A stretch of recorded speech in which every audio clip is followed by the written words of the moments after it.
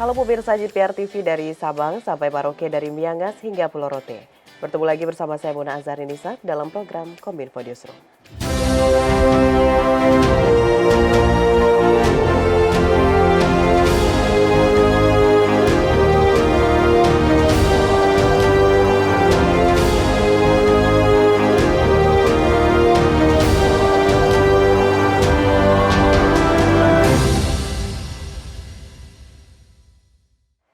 Pemirsa, kita ke informasi pertama. Presiden Joko Widodo melakukan kunjungan kerja ke Papua di tengah isu ancaman kelompok kriminal bersenjata terhadap pilot Susi Air, Philip Marmertens. Dalam keterangan persnya, Presiden menyatakan kondisi terkini Papua aman.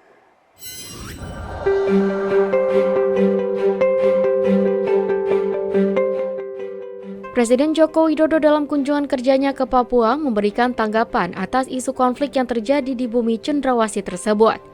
Menanggapi hal itu, Presiden meminta masyarakat untuk melihat Papua dari sisi yang positif seperti industri kreatif anak muda di Papua, pendidikan, wisata, serta meminta untuk masyarakat tidak membesar-besarkan persoalan kecil yang terjadi di Papua.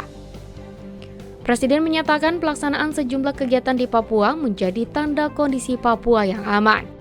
Kita harus selalu melihat yang positifnya. Anak-anak muda yang di industri kreatif, anak-anak muda yang kreatif seperti ini harus dilihat positifnya sekali lagi. Jangan melihat, karena memang secara umum 99% itu nggak ada masalah. Gitu. Jangan masalah yang kecil dibesar-besarkan. Ya. Semua di tempat, dimanapun di Papua kan juga aman-aman saja. Kita karnaval juga aman, kita kesini juga nggak ada masalah, ya kan? Kita malam makan di restoran juga nggak ada masalah. Jangan dikesankan justru yang dibesarkan yang negatif-negatif. Itu merugikan Papua sendiri. Di kesempatan yang sama, Presiden juga memberikan pandangannya terkait pemekaran Provinsi Papua. Presiden menilai pemekaran menjadi upaya pemerintah daerah mendekatkan diri ke masyarakat agar pelayanan publik semakin baik dan mudah. Selain itu, Presiden juga menilai pemekaran akan membuat proses pembangunan di Papua menjadi lebih merata dan cepat. Kotanya Provinsi Papua di Jayapura, yang di Merauke. Kalau ingin mendapatkan pelayanan dari provinsi, datang ke jauh banget. Nanti ada sekarang sudah bisa di Merauke, di Papua Selatan, bisa Merauke, Proventigul, mana lagi, yang Papua Selatan. Semuanya bisa dilayani di 4 kabupaten yang ada di Papua Selatan, bisa dilayani di Merauke. Tidak usah ke Jayapura. Kira-kira akan mempercepat pelayanan, mempercepat pembangunan. Pemirsa, usai rapat terbatas terkait peningkatan produksi dan hilirisasi produk pangan di Istana Negara pada Senin 10 Juli 2023, Presiden Joko Widodo meminta kepada jajarannya, khususnya Menteri Pertanian Syahrul Yassin Limpo dan Direktur Utama Perum Bulog Budi Waseso, untuk terus menggenjot produksi pertanian guna mengantisipasi dampak fenomena perubahan iklim dan cuaca ekstrem El Nino yang diperkirakan terjadi pada kuartal 3 2023. Presiden Joko Widodo meminta Menteri Pertanian Syahrul Yassin Limpo untuk menggenjot produksi pertanian dalam rangka mengantisipasi kemarau panjang dampak El Nino. Kepala Badan Pangan Nasional Arief Prasetyo Adi dalam konferensi persnya mengatakan, hal ini perlu dilakukan agar pemerintah memiliki cadangan stok pangan yang mencukupi ketika dampak El Nino mulai terasa. Selain mentan, Presiden juga meminta kepada Direktur Utama Perum Bulog Budi Waseso untuk menyerap beras produksi petani yang hingga saat ini untuk direct importnya baru terrealisasi 500.000 ton dari 2 juta ton yang sudah diputuskan pada tahun 2023. Adapun sepanjang Januari hingga Juli 2023, Bulog menyalurkan cadangan beras antara lain sekitar 639.000 ton untuk bantuan pangan kepada 21 juta keluarga penerima manfaat dan 600.000 ton lainnya untuk melakukan stabilisasi pasokan dan harga pangan. Pak Mentan diminta untuk menggenjot produksi. Jadi mumpung masih ada hujan, kemudian boleh tanam, sehingga 110 hari kemudian kita masih punya beras. Pak Budi Waseso sebagai Dirut Bulog ditugaskan untuk menyerap produksi petani. Ya. Kemudian backupnya yang 2 juta ton sudah diputuskan untuk direct import, itu baru terrealisasi 500.000 ton, yang 700.000 ton kemarin itu diambil dari panen dalam negeri.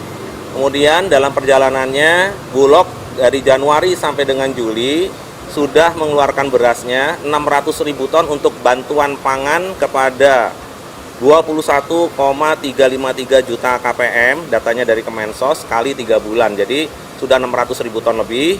Kemudian yang 600.000 ton lagi untuk SPHP, ya, stabilisasi pasokan dan harga pangan. Selain beras, Presiden Joko Widodo juga meminta Bulog untuk tetap menjaga ketersediaan bahan pangan yang lainnya seperti jagung dan juga kedelai. Khusus jagung, Presiden memberikan perhatian agar Bulog dapat menjaga ketersediaan jagung agar stabilitas harga terjaga, khususnya harga pakan ke peternakan sehingga stok dan harga komoditas pangan lainnya seperti telur tidak terganggu. Dalam kesempatan yang sama, Dirut Bulog Budi Waseso menjelaskan, Bulog terus menyerap produksi pangan dari dalam negeri di mana nantinya Bulog juga akan segera menyerap produksi jagung dari hasil panen di Papua. Yang jelas kita kan sekarang menyerap dari produksi lokal ya. Kita tidak ada impor, tidak ada penugasan impor sampai saat ini. Karena itu diharapkan dengan pengolahan itu, khususnya tadi untuk pakan, bisa terpenuhi ya. Tapi kita mengikuti terus seperti kemarin di Papua juga ada panen jagung, itu juga sedang kita pikirkan bagaimana penyerapannya dan nanti pendistribusiannya. Beralih ke informasi lainnya, pemirsa, Kementerian Perdagangan Republik Indonesia resmi meluncurkan pameran dagang Trade Expo Indonesia ke-38.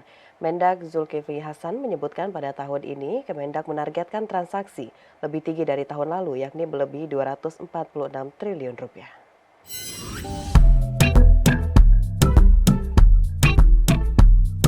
Kementerian Perdagangan pada Senin 10 Juli 2023 resmi meluncurkan pameran dagang Trade Expo Indonesia ke-38.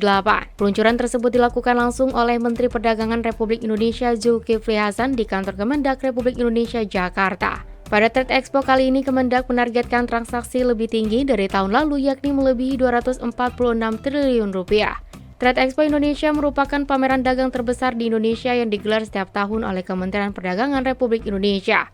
Trade Expo Indonesia akan dilaksanakan secara offline pada tanggal 18 hingga 22 Oktober 2023 dan secara online pada tanggal 18 Oktober hingga 18 Desember 2023 di SBSD Tangerang. Mendag Zulkifli Hasan menyebutkan untuk mencapai target tersebut diperlukan kerjasama yang besar antar berbagai pihak seperti BUMN, Kadin, Bupati, dan Kepala Daerah. Selain itu, Trade Expo Indonesia diharapkan dapat berpotensi menambah nilai ekspor Indonesia dan menembus pasar ekspor global. Kita hari ini akan melakukan launching Trade Expo Indonesia tahun 2023. Kata kuncinya memang kerjasama, kolaborasi. Tahun lalu kita berhasil hampir berapa Pak? 15,8 miliar US dollar tahun lalu. Jadi tahun ini harus lebih bagus lagi. Sekali lagi kata kuncinya kerjasama. Kementerian Perhubungan secara intensif melakukan serangkaian pengujian LRT Jabodebek, baik dari sisi kesiapan sarana, prasarana maupun sumber daya manusia. Hal ini dilakukan untuk memastikan kesiapan operasi dan aspek keselamatan telah terpenuhi ketika nantinya LRT Jabodebek dioperasikan. Kementerian Perhubungan mengintensifkan serangkaian pengujian LRT atau lintas rel terpadu Jabodetabek, baik dari sisi kesiapan sarana, prasarana maupun sumber daya manusia. Hal itu dilakukan untuk memastikan kesiapan operasi dan aspek keselamatan telah terpenuhi ketika nantinya LRT Jabodebek dioperasikan. Pengujian yang dilakukan terkait SDM, seperti train attendant, penyelia, pengawas stasiun, pengendali operasi terpusat kereta otomatis, petugas pemeriksaan, dan petugas perawatan sarana dan prasarana. Kemudian pengujian prasarana diantaranya stasiun, rel, persinyalan, dan yang lain-lain. Lalu pengujian sarana yaitu rangkaian kereta api. Setelah dilakukan serangkaian pengujian tersebut, Kemenhub melalui Direktorat Jenderal Perkeretaapian akan mengeluarkan sertifikat hasil pengujian. Selanjutnya akan dikeluarkan izin operasi oleh Menteri Perhubungan. Juru bicara Kemenhub Adita Irawati dalam keterangan tertulis mengatakan, progres kesiapan baik dari sisi sarana, prasarana, dan SDM rata-rata sudah mencapai sekitar 97%. Direncanakan uji coba terbatas LRT Jabodebek akan dilakukan pada 12 Juli hingga Agustus 2023 dan akan ditargetkan sudah beroperasi secara komersial pada 18 Agustus 2023. Saat ini Kemenhub bersama dengan operator LRT Jabodebek juga tengah mempersiapkan skema pelaksanaan uji coba terbatas, yaitu terkait waktu operasi atau berapa trip dalam sehari, kapasitas maksimal penumpang, rute perjalanan, dan yang lain sebagainya. Pemirsa, setelah jeda kami akan kembali dengan informasi lainnya. Tetaplah bersama Kominfo Newsroom.